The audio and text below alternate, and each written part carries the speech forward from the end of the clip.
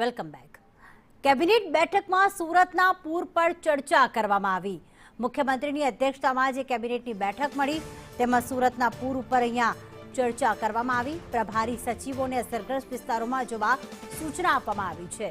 વરસાદની પરિસ્થિતિમાં સંકલન કરવા સૂચન કરાયું છે, તો પ્રભારી મંત્રીઓને સંકલન કરવા આ સૂચના આપવામાં આવી. નિર્મલ દવે જોડાઈ ગયા છે અમારી સાથે ફોન લાઈન પર.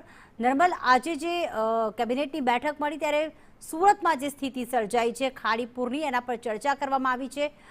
કોને કોને મુલાકાત લેવા માટે, નિરીક્ષણ માટે મોકલવામાં આવ્યા?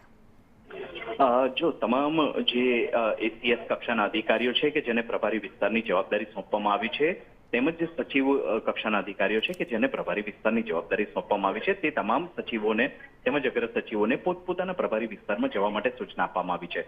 પોતાના વિસ્તારમાં જઈ અને વહીવટી તંત્ર તેમજ એનડીઆરએફ, એસડીઆરએફ સાથે મજબૂત સંકલન કરવા માટેની સૂચના આપવામાં આવી છે. આ ઉપરાંત રાજ્યના તમામ જે મંત્રીઓ છે તે તમામ મંત્રીઓને પણ પોતપોતાના પ્રભારી વિસ્તારની પરિસ્થિતિની ઝીણવટભરી નિરીક્ષણ અને તેમજ સમીક્ષા કરવાની સૂચના નિર્મલ, આ ઉપરાંત સંકલન જી નિર્મલ, આભાર તમામ વિગતો માટે.